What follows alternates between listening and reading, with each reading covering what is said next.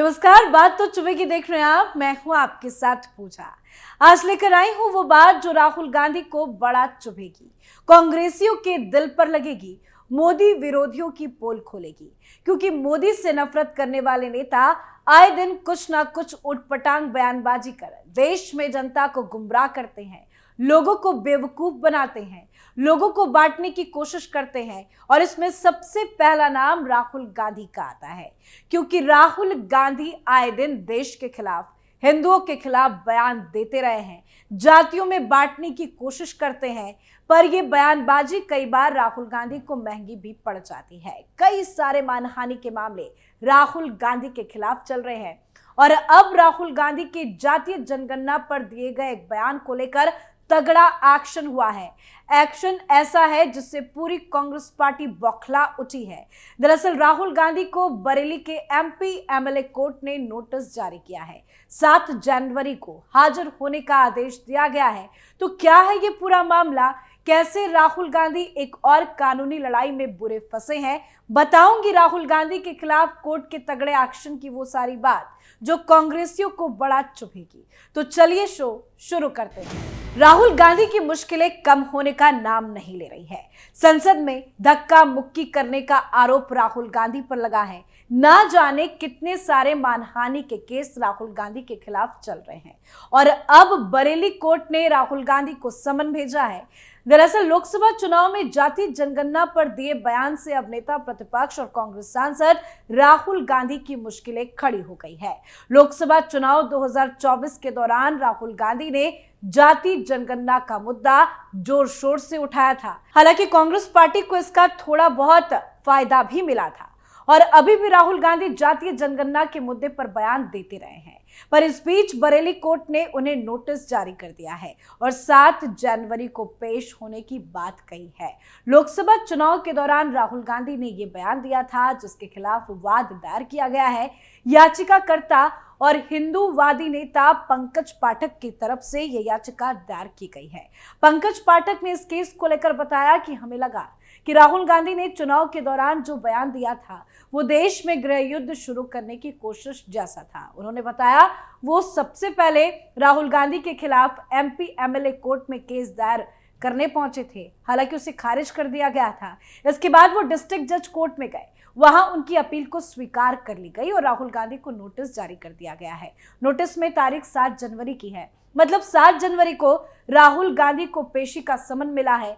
अपने पक्ष रखने की बात कही गई है। अब राहुल गांधी पेश होते हैं या नहीं ये तो आने वाले वक्त में पता चलेगा, पर याचिका स्वीकार कर ली गई है। राहुल गांधी को नोटिस भी भेजा जा चुका है। तो ये मामला बड़ा होता जा रहा है और ये बहुत बड़ा झटका राहुल गांधी के लिए भी है। याचिकाकर्ता ने इस बात पर जोर दिया कि राहुल गांधी के बयान से देश में विभाजन और अशांति भड़काने की संभावना है, जिसके लिए न्यायिक हस्तक्षेप की आवश्यकता है। मामले में उन्होंने सेशन कोर्ट में रिवीजन दायर किया। इसके बाद कोर्ट ने राहुल गांधी को अपना पक्ष रखने के लिए नोटिस भेजा है।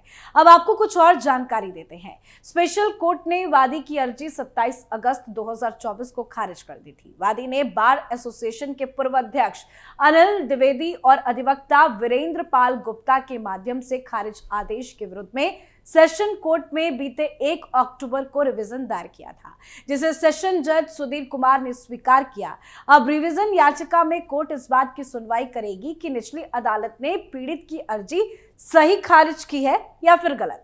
अगर सही खारिज की है तो रिवीजन को खारिज किया जाएगा और अगर गलत खारिज की गई है तो सेशन अदालत दोबारा सुनवाई के लिए मामला एमपी एमएलए कोर्ट में भेज सकती है। मतलब साफ शब्दों में कहे तो राहुल गांधी को लेकर एक और केस की नई फाइल खुल चुकी है। वैसे राहुल गांधी आए दिन उटपटांग बयानबाजी करते हैं और जातीय जनगणना को लेकर राहुल गांधी ने एक भाषण के दौरान राजनीतिक लाभ के लिए वर्गों के मध्य वैमनस्यता फैलाने का प्रयास भी किया। राहुल गांधी पर आरोप लगाया गया कि संपत्ति के बंटवारे में असमानता को मुद्दा बनाकर राहुल गांधी ने अपना भाषण दिया। उन्होंने अपने भाषण में कहा कि कमजोर वर्गों का प्रतिशत ज्यादा होने के बावजूद उसके पास संपत्ति का प्रतिशत काफी कम है। यदि ऐसा रहा तो ज्यादा आबादी वाले वर्ग ज्यादा संपत्ति मांग सकते हैं। देश में संपत्ति के अधिकार पर राहुल गांधी ने कमजोर वर्गों को उकसाने का प्रयास किया है। राहुल गांधी अपनी पार्टी को सत्ता में वापस लाने के लिए ललायत है और यही वजह है कि वो कुछ भी बोलते हैं। पर मामला कोर्ट में पहुंच चुका है और मुसीबत राहुल गांधी की दोगुनी बढ़ गई है। हालांकि इस एक्शन को लेकर कांग्रेस पार्टी भड़क गई है और यहां तक कह दिया है कि ऐसे जजों को तुरंत ही उनके पद से बर्खास्त कर देना चाहिए। उनको जो गरीबों और अन्य से जुड़े मामले हैं उस पर फैसला सुनाना चाहिए।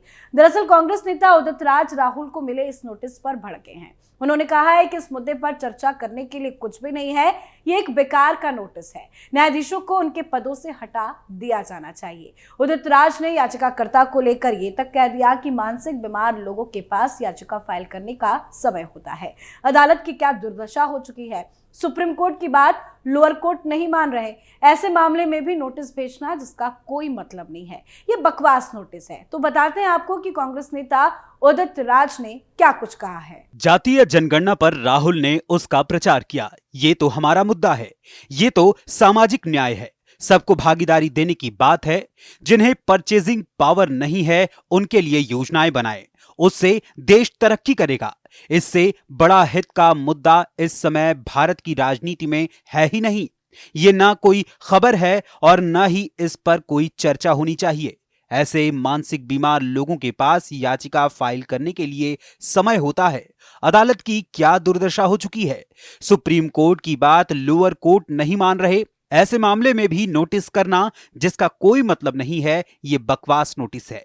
ऐसे जजों को तुरंत बर्खास्त करना चाहिए। लगता है अनपढ़ लोग हैं या तो राजनीतिक दबाव में काम कर रहे हैं। जो मामले लंबित हैं गरीबों के, उस पर फैसला लेना चाहिए। तो उदित राज ये कह रहे हैं कि जातीय जनगणना पर राहुल गांधी ने प्रचार किया है, ये तो हमारा मुद्दा है, ये तो सामाजिक न्याय है, सबको भागीदारी देने की बात है। पर राहुल गांधी के बयान ये दर्शाते हैं कि वो भारत को दो तरह के भारत के नजरिए से देखते थे और इसी नजरिए को लेकर वो अपनी राजनीति को आगे बढ़ा रहे हैं। आर्थिक सर्वे की बात हो और आर्थिक सर्वे कराने के लिए जो मुहिम उन्होंने चलाई, उसके बाद जातीय जनगणना की बात और आंदोलन करने की कोशिश की और उसके लिए संसद में अपनी फजीहत भी कराई थी। उसी को आगे बढ़ाते हुए उनके दिमाग में फिर से दो तरह के भारत की बात लगातार आने के कारण उनके दिमाग में फिर वही फितूर चढ़ रहा है जो कभी पंडित नेहरू के देश विभाजन के समय अपनी पकड़ और राजनीतिक मजबूती को दिखाने के लिए देश में प्रधानमंत्री बनने के लिए देश के दो टुकड़ा होना मंजूर कर लिया।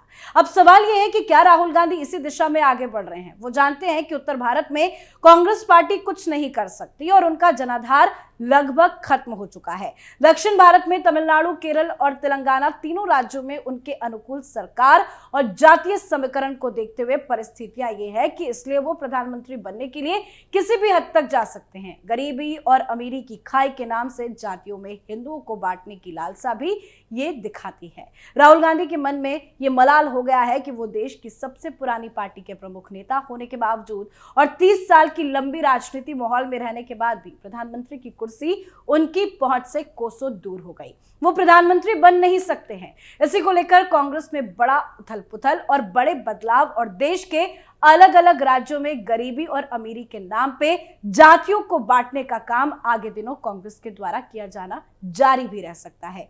इससे भी इनकार नहीं किया जा सकता।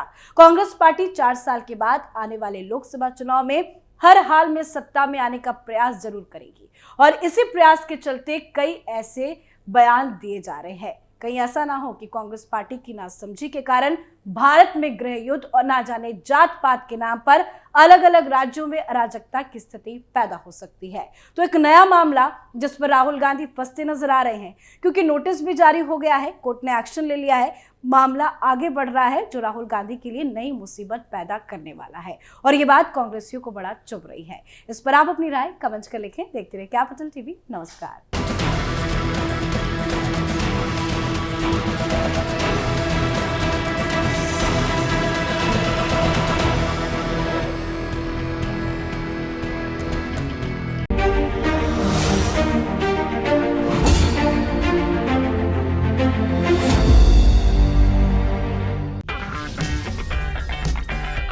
अगर आपको हमारा वीडियो पसंद आया हो तो इसे लाइक करें, हमारे चैनल को सब्सक्राइब करें और हाँ, बेल आइकन दबाना ना भूलें ताकि आप तक हमारे वीडियो की नोटिफिकेशन पहुंचती रहे। आप अपना सुझाव हमें कमेंट बॉक्स में दे सकते हैं। हमारे साथ जुड़ने के लिए शुक्रिया।